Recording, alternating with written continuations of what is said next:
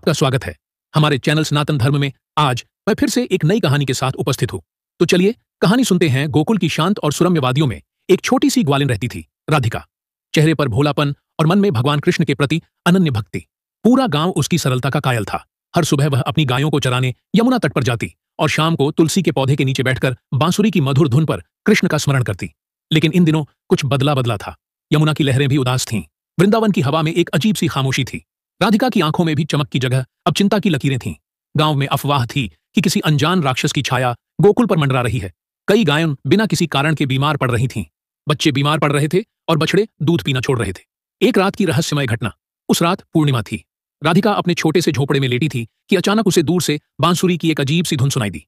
वह कृष्ण की बांसुरी जैसी ही थी, मधुर और मनमोहक, पर उस धुन में एक रहस्यमय सिहरन थी। उसने जैसे ही झोपड़ी का दरवाजा खोला, देखा कि उसकी सबसे प्रिय गाय नंदिनी जंगल की ओर भाग रही थी। नंदिनी, रुक जा! राधिका चिल्लाई, परंतु नंदिनी नहीं रुकी। वह पीछे पीछे जंगल में दौड़ी। चारों ओर अंधेरा था। पेड़ से झिंगुरों की आवाज आ रही थी। अचानक उसे एक अजीब सी परछाई दिखाई दी। वह कोई साधारण प्राणी नहीं था। उसका शरीर काला, आंखें लाल और दांत किसी दरिंदे की तरह थे। वह ग्वालों की गायों को एक एक करके अपने वश में कर रहा था। राधिका की सांसें तेज हो गईं। सुना, वह राक्षस खुद से बड़बड़ा रहा था। ये गोकुल, ये गायें, सब मेरी होंगी। कृष्ण ने मुझसे जो छीन लिया था, अब मैं उसी को नष्ट कर दूंगा। राधिका समझ गई कि यह राक्षस कोई और नहीं, कंस का दूत था, जो कृष्ण को गोकुल छोड़ने पर मजबूर करना चाहता था। पर वह क्या करे? कृष्ण तो मथुरा में थे।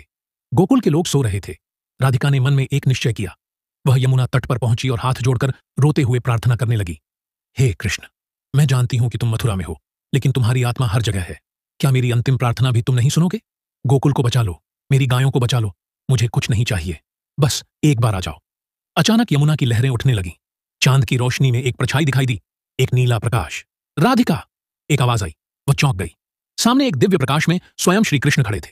उनके हाथ में बांसुरी थी, पर उनकी आंखों में गंभीरता थी। तुमने मुझे पुकारा तो मैं कैसे ना आता?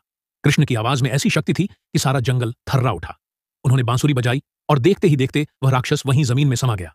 गायें जो बीमार थीं, दौड़कर राधिका के पास आ गईं। राधिका की आंखों से आंसू बहने लगे। वह कृष्ण के चरणों में गिर पड़ी। प्रभु, मैंने सुना था कि आप अपने भक्तों की सुनते हैं, पर आज महसूस किया कि आप सिर्फ सुनते नहीं, साथ निभाते भी हैं। कृष्ण मुस्कुराए। जो प्रेम से मुझे पुकारेगा, मैं सदैव उसके साथ रहूंगा। लेकिन याद रखना राधिका, यह अंतिम नहीं। हर बार मेरी परीक्षा मत लेना। अगली बार अपने भीतर ही मुझे खोजना। कहते हुए कृष्ण अंतर्ध्यान हो गए। राधिका ने आंखें बंद कर लीं। उसकी अंतिम प्रार्थना अब जीवन भर की आस्था में बदल चुकी थी और गोकुल में फिर कभी अंधेरा नहीं छाया। ऐसी और रोमांचक कहानियां देखने और सुनने के लिए हमारे चैनल को सब्सक्राइब और लाइक करें। और यदि आप किसी भी भक्त की कथा या कोई अन्य कहानी जानना या सुनना चाहते हैं तो कमेंट में अवश्य बताएं।